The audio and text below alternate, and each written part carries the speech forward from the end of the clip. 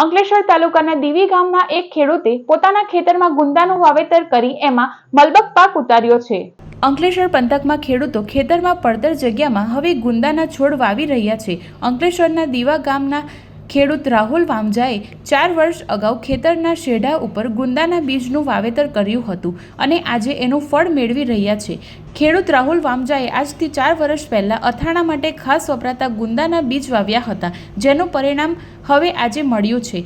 તેઓ ખેતરના શેઢા ઉપર ફક્ત 4 જ ઝાડ વાવ્યા હતા અને ગુંદાના ઝાડને કોઈ માવતરની જરૂર હોતી નથી કે કોઈ ખાતર કે પાણીની જરૂર નથી હોતી। એ એની રીતે જ ફૂલે અને ફાલે છે અને એની પાછળ કોઈ ખર્ચો હોતો નથી।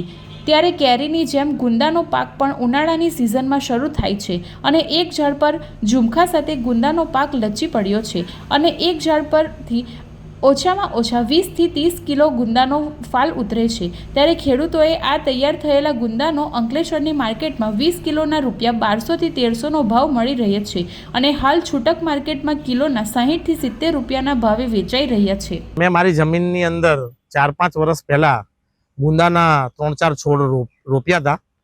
તે અત્યારે વટવૃક્ષ જેવા બની ગયા છે, તમે જુઓ છો। તો એની અંદર દર સિઝનની અંદર ઉનાળાની સિઝન ચાલુ થાય તે પહેલા ગુંદાનો મગબલ પાક આવે છે હવે છેલ્લા 2 વર્ષથી અને ખૂબ સારા પ્રમાણમાં ગુંદા થાય છે અને ગુંદાનું અથાણું બી બેસ્ટ હોય છે, જે બધા જાણે છે।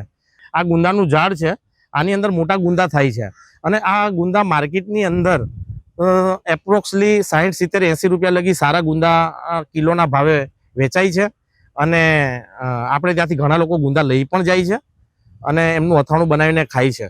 એટલે ગુંદા ખરેખર બહુ સારું એક ફળ કહેવાય કે તમે એને ખાઈ શકો।